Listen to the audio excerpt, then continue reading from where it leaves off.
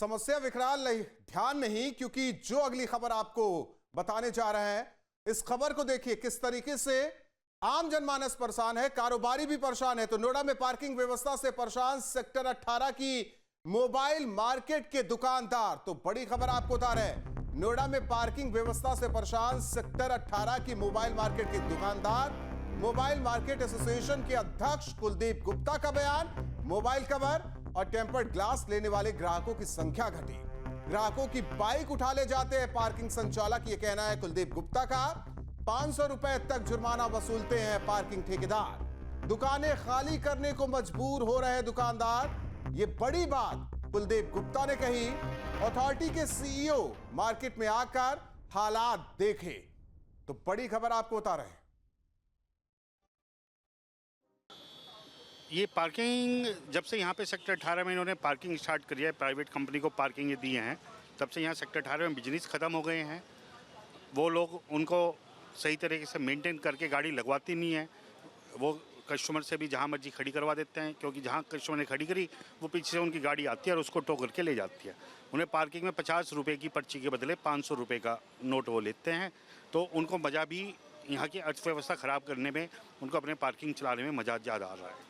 जैसे अब mobile accessories की बात कर लें, कोई मोबाइल का कवर लेने आ रहा है, कोई टेम्पर लगवाने आ रहा है, उसकी गाड़ी उठ गई तो दोबारा आते हैं ऐसे ग्राहक? पहले हमारे पास यहाँ वॉकिंग कस्टमर्स बहुत ज़्यादा है, जिनको टेम्पर लगवाना है, कवर लगवाना है। धीरे धीरे ये जो पार्किंग की अर्थव्यवस्था यहाँ पे फैली हुई है, पार्किंग के रेट जो फैले हुए हैं, उस वजह से यहाँ पे सारा छोटा कस्टमर जो है वो सब कन्वर्ट हो गया है। यहाँ पर सुबह से शाम अब सिर्फ मुँह ही देखते रहते हैं कि कौन आए, हमारी दुकान में कौन आए।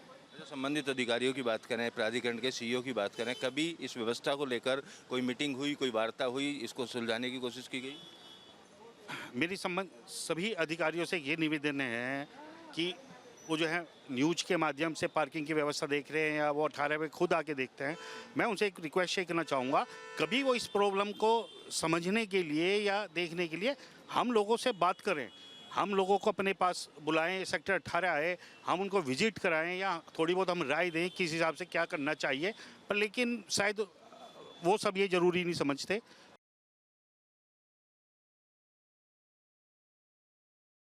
नोएडा में पार्किंग ठेकेदारों की मनमानी का सिलसिला थमने का नाम नहीं ले रहा है। सेक्टर 126 में मनमानी पार्किंग के रवैये से सब लोग परेशान हैं।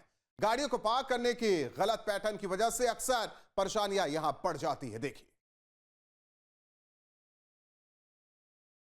नोएडा में पार्किंग के धरने को लेकर के लगातार न्यूज स्टेट मुहिम चला रहा है। आखिर किस तरह से पूरे नोएडा को पार्किंग में जोक दिया गया है और किस तरह से इस पूरे धंधे में कहीं ना कहीं वो तमाम ठेकेदार मौजूद हैं जो कि बड़ी संख्या में पैसा कमा रहे हैं, लेकिन जो आम आदमी है वो इसमें साफ तौर पे पिसता हुआ दिखाई दे रहा है।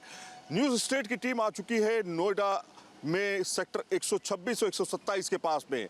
आज हम आपको यहाँ की पार्किंग की हालत दिखाएंगे, किस तरह से पूरे रोड पर आपको पार्किंग ही पार्किंग दिखेगी।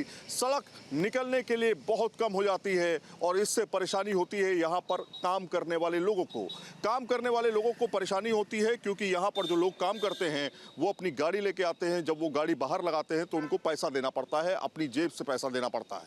सबसे पहले आपको तस्वीरें दिखाते हैं। ये तस्वीरें देखिए, ये है नोएडा सेक्टर 126 जहां पर हम इस समय मौजूद हैं। यहां पर आपको एक बोर्ड दिखाई देगा, ये सामने जो आप बोर्ड देख रहे हैं ये लिखा हुआ है सेक्टर 126 की पार्किंग का, जिसमें रेट लिस्ट है बाकायदा। इसमें बाकायदा साफ लिखा हुआ है रुपए 20 रुपए जो है पहले घंटे के हिसाब से, फिर उसके बाद 10 रुपए जो आगे जितने भी घंटे होंगे उसके हिसाब से आपको देने पड़ेंगे।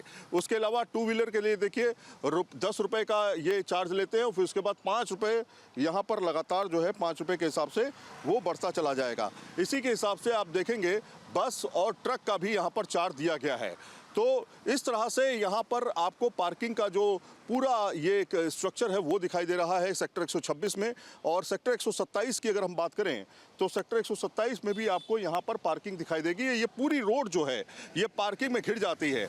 अभी तो सुबह का वक्त है इसलिए आपको गाड़ियाँ आराम से जाती हुई दिखाई दे रही होंगी, लेकिन शाम होते होते दोपहर के बाद जो है शाम होते होते इस पूरी रोड पर जो है कहीं ना कहीं जाम की स्थिति बन जाती है। आप देखिए गाड़ी लगी कैसे है।